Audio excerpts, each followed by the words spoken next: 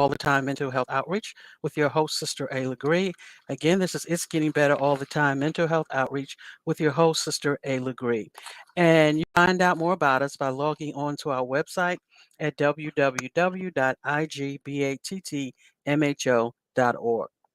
And today I wanted to spend a few minutes talking about um, poverty and the impact that it has on individuals, especially those who are dealing with a um, untreated, poorly treated mental illness, but also the role that it plays in the lives of many of us.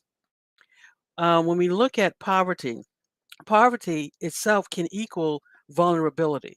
Poverty can equal vulnerability. Vulnerability to what? Things such as abuse, such as exploitation, and etc. I want to talk about some protective factors which are critical because, keep in mind, we have always been poor. Poverty has always been around, but poverty has always been around. But I haven't had some of the challenges that we're having now. So again, the title of this broadcast is How Do We Get Here? Poverty is not an excuse, but it is a reason.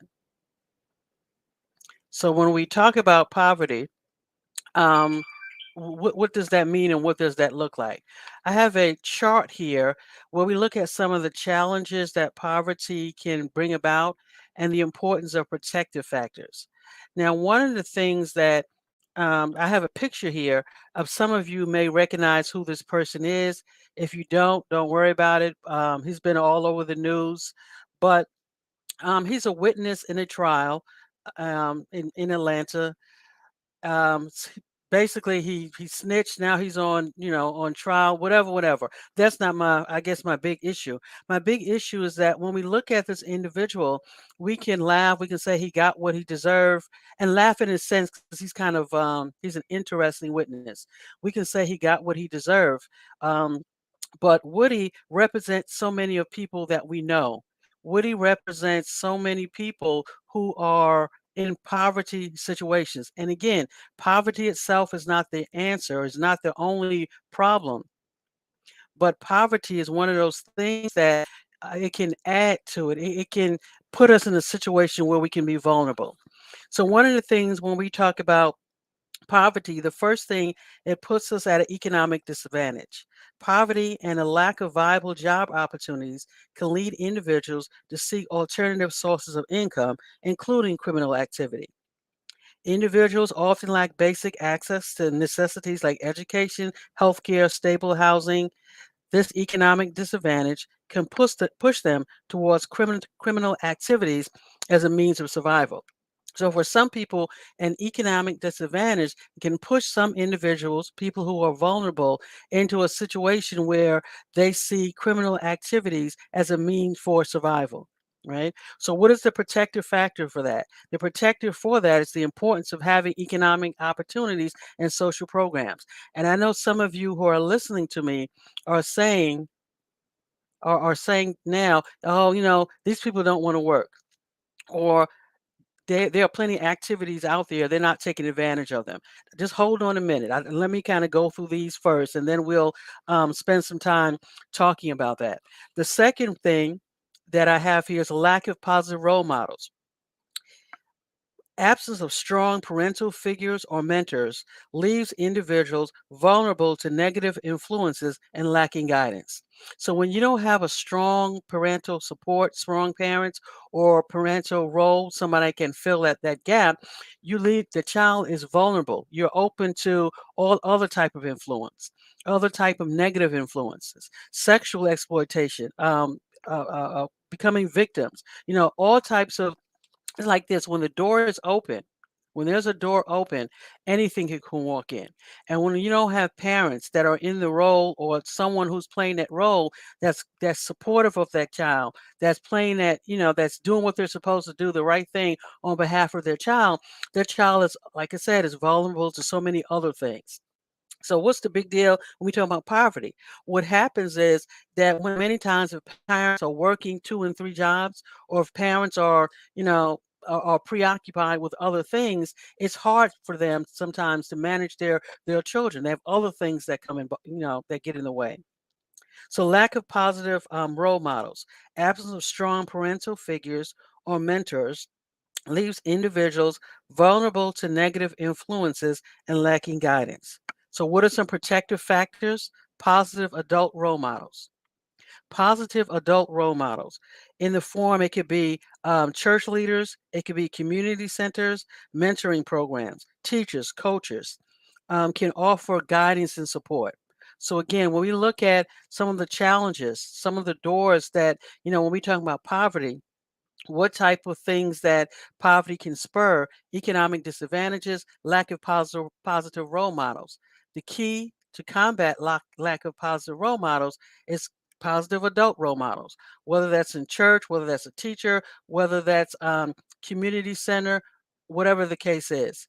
Peer influence and social pressure can also cause a person to be vulnerable to crime. Peer influence and social pressures. Again, strong social networks or can be positive support systems. So when we talk about strong networks, building strong social networks and fostering positive peer relationships, again, through community activities, sports, clubs, educational programs, can provide alternatives. Now we're looking at psychological impact. Psychological impact, whether it's trauma, stress, emotional turmoil resulting from various life challenges, can contribute to poor decision making and coping mechanisms. What are we talking about? Uh, Protective factors. Access to mental health services, counseling, and support groups can help individuals cope with trauma and develop healthier coping mechanisms. We look at crime and incarceration. Crime and incarceration, some people are just more vulnerable for various reasons to being arrested. They are more vulnerable to being not just arrested, but incarcerated. Well, they're vulnerable because they commit crimes. Or why do they commit crimes? There are a lot of different reasons why people commit crimes, right? Sometimes people do it out of boredom. Some people do it as that's the only opportunity that they see. Again, not making any excuses. I think it's important though for us to talk about just to be honest. Poverty makes us vulnerable. When you live in poverty, you're going to be vulnerable to certain things. You're going to be vulnerable. Poverty puts you at an economic disadvantage, right? As a result of poverty putting you at an economic disadvantage, you're looking at lack of positive role models can put you in a at a disadvantage. Peer influence and social pressure, psychological impact. When we look at the systemic inequities and discrimination, we look at crime and the crimes, the legal system itself, right? Community and family support. These are challenges. These are things that we don't have that. And I mean, we individuals, when we talk about poverty, when we're talking about poverty as a whole, poverty puts whether you're black, white, gay, straight, poverty makes you vulnerable to certain things. Okay. Now, people will say we've always had challenges, right? Poverty has been around like forever. So what's the big deal? But let's keep in mind that 10, 15, 20 years ago, there were certain things that we had then that we don't have now. Back 10, 15, 20 years ago, we had certain protective factors that were already built in. Now we have less of those protective factors and we have to now, go back and try to rebuild them. So what do I mean?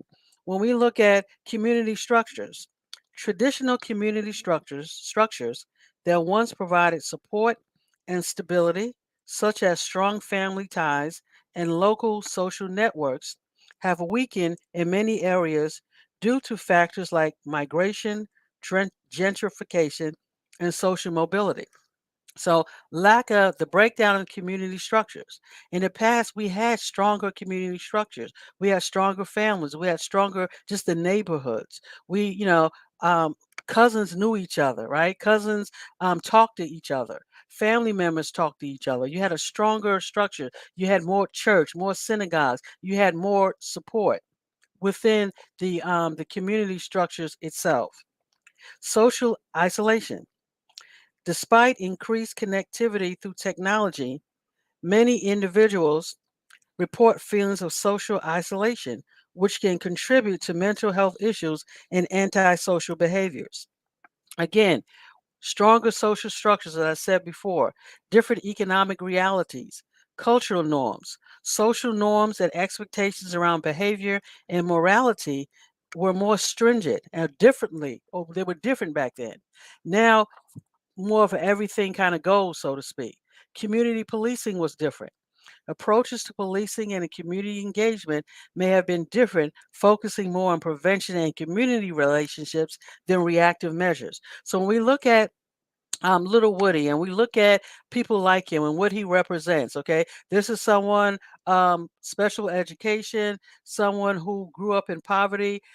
He said some other things about himself. I'm not sure if they're true or not, but when we talk about just the special education, just growing up in poverty, this is someone who never graduated high school or stayed in school.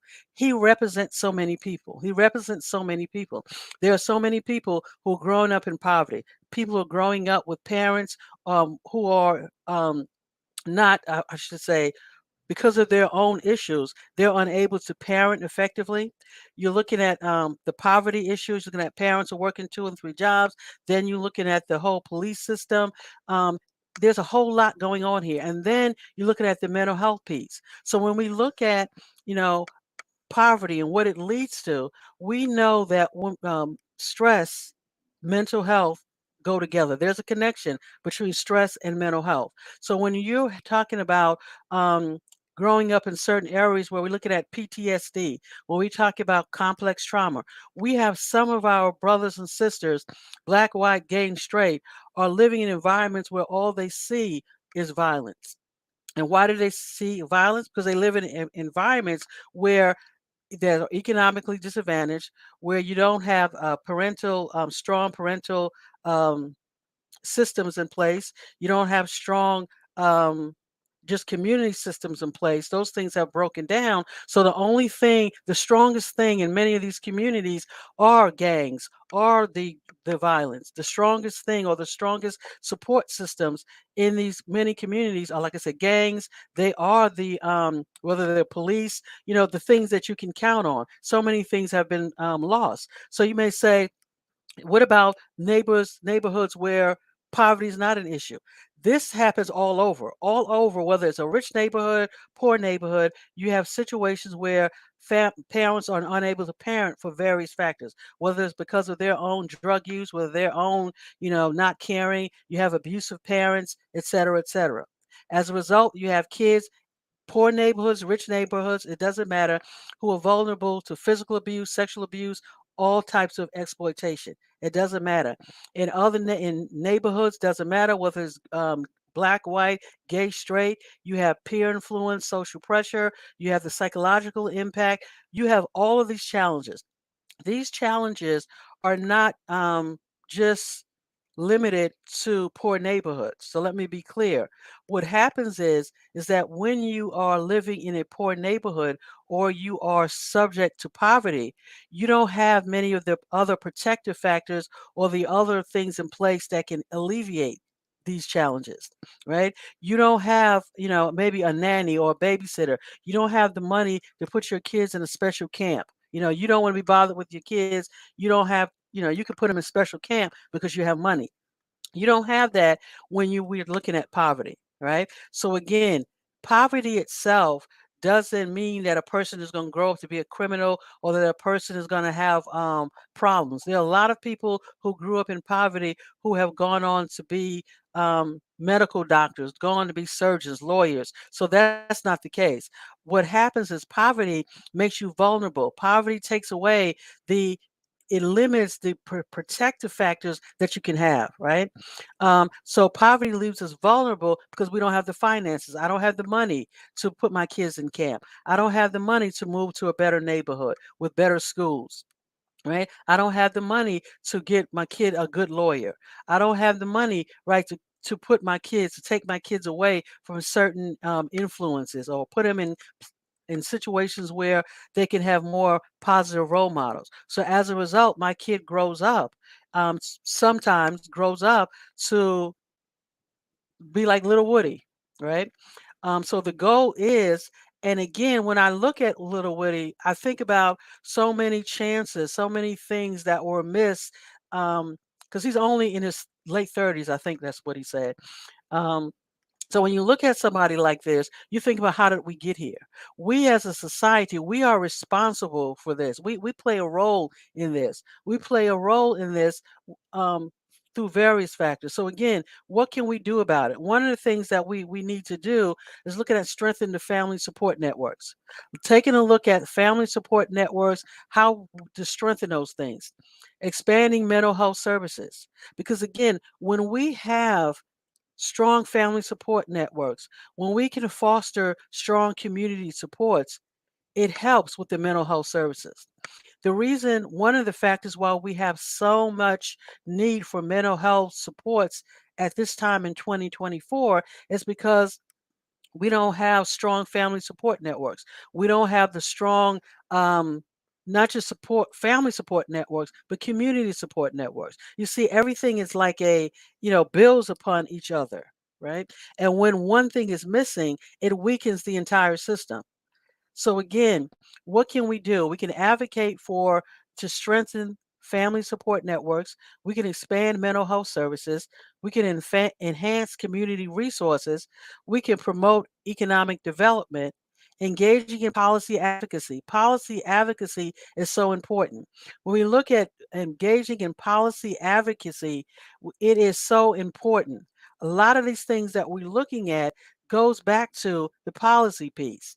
The other two things is advocating for educational equity and foster mentorship programs. What can we do? Engage in policy advocacy, advocate for educational equity, foster mentorship programs, strengthen family support networks, expand mental health services, enhance community resources, promote economic development. Because if we put all the money in expanding mental health services, which is great, we're still not going to be where we need to be because all of these things need to work together. We also need to look at the family support networks because once you leave your mental health therapist, your psychiatrist, your psychologist, clinical social worker, you're going back home to your community. You're going back home to a community where you may not, that may be economically disadvantaged. Or it may, you may be going back home to a community that's rich, right? But you don't have a positive role models. But yeah, you live in a big house, but you're being physically, sexually abused because you're living with family members who don't understand how to parent or who have other issues. So again, it can't just be one thing. Yes, we want to expand mental health services, but we also have to look at community resources. Community resources. We have to look at support networks. We have to look at the churches, the synagogues, the mosques, recreational centers. So, no, churches may not work for you. Houses of prayer may not work for you, but they may work for other people. Recreational centers. We have to, it's not just a one size fit all.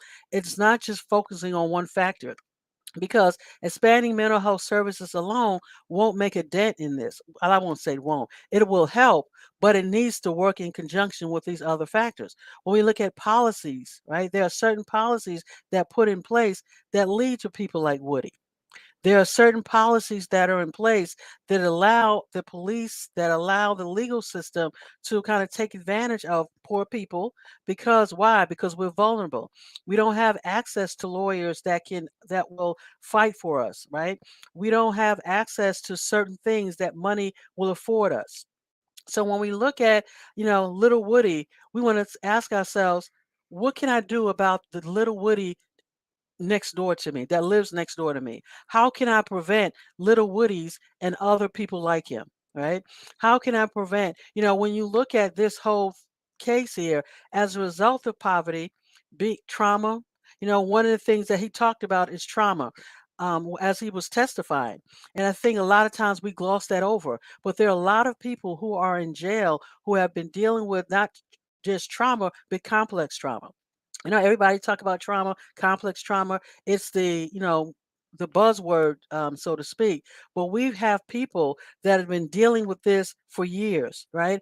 I was talking to someone some point, and we were saying about. I asked about someone, and he got shot. I said, okay, and then I started thinking, and then even myself in the work that I do, I was able to sit down in a 5-10 minute span and list about 12 people who had gotten shot, who I had engaged with that year.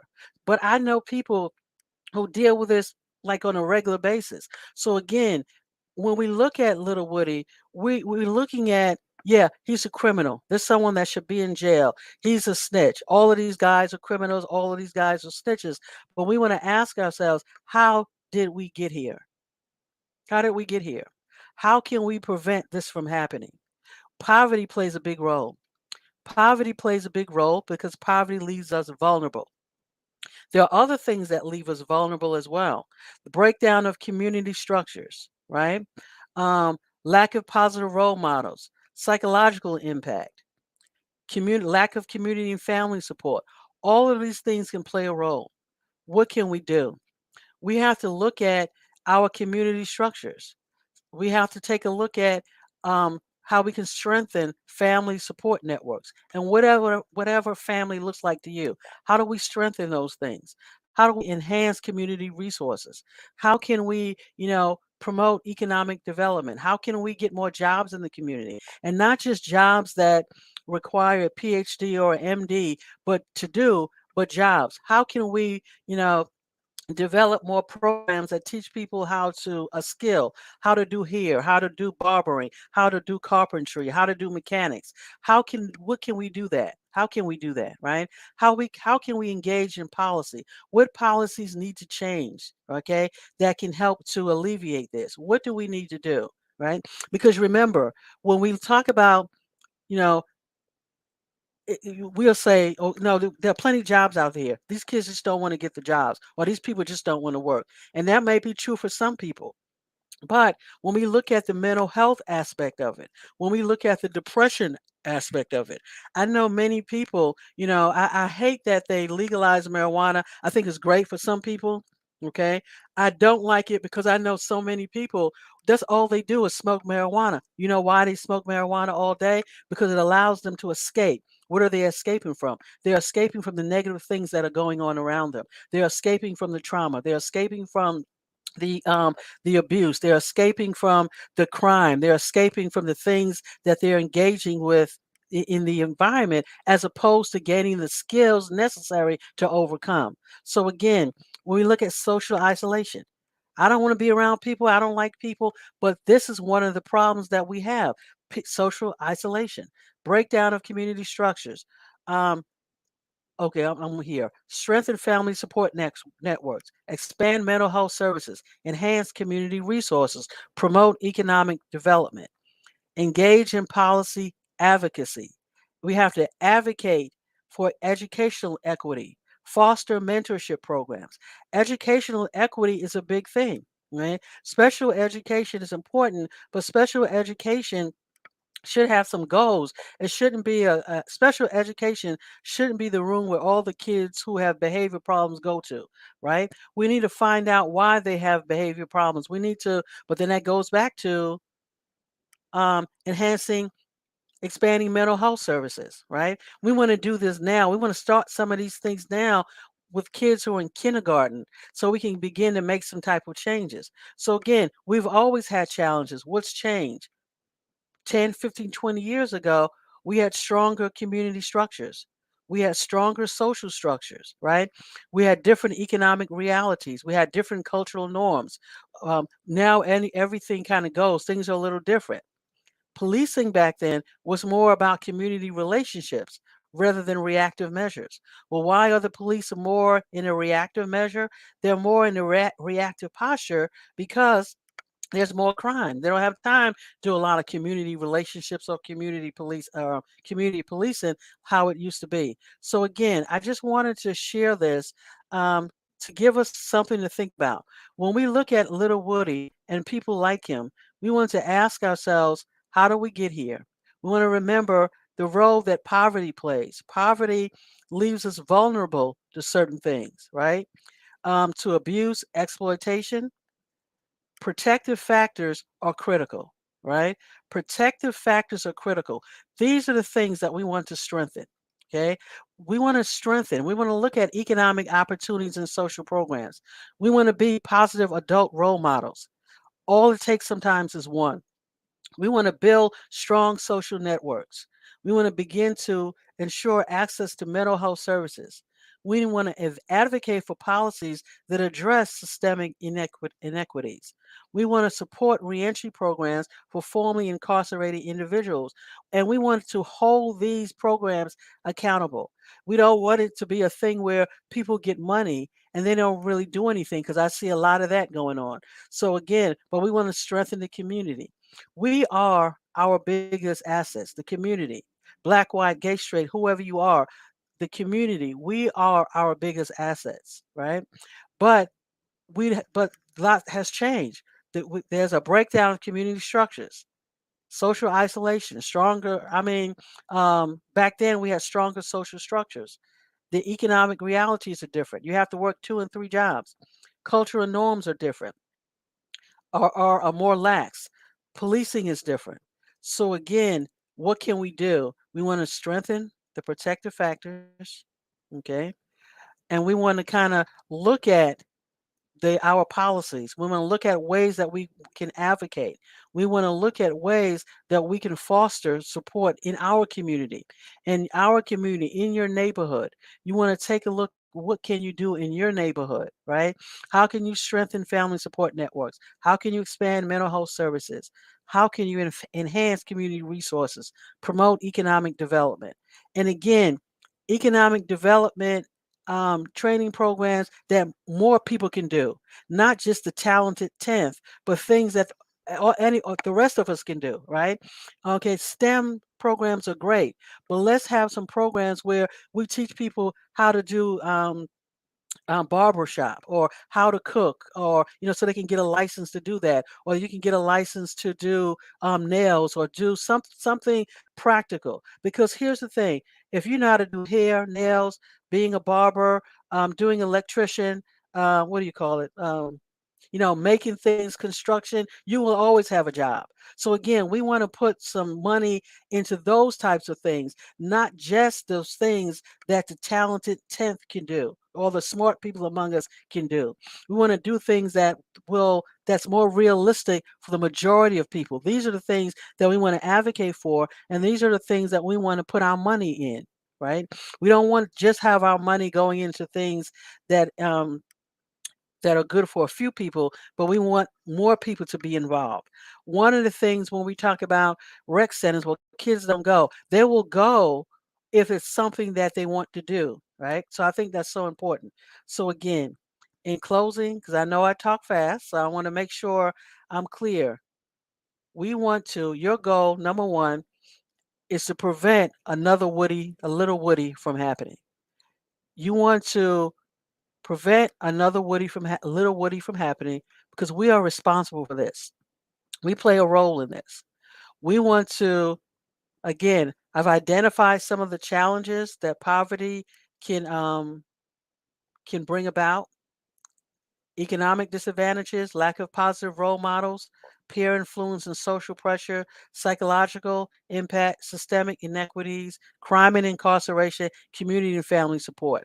And let me back up. These challenges are not, these are challenges in general, not just poverty. So let me correct myself. Poverty, these challenges are impacted by poverty, but poverty alone, because there are a lot of people who have these issues who are not poor. I just wanted to, throw the poverty in here. But the challenges that we face that lead us to Little Woody are poverty, economic disadvantages, lack of positive role models, peer influence and social pressure, the psychological impact, systemic inequities, crisis and crime and incarceration, community and family support. Protective factors. These are the things, protective factors that can protect against these challenges, and these are the things that can um, decrease the impact that these challenges will have.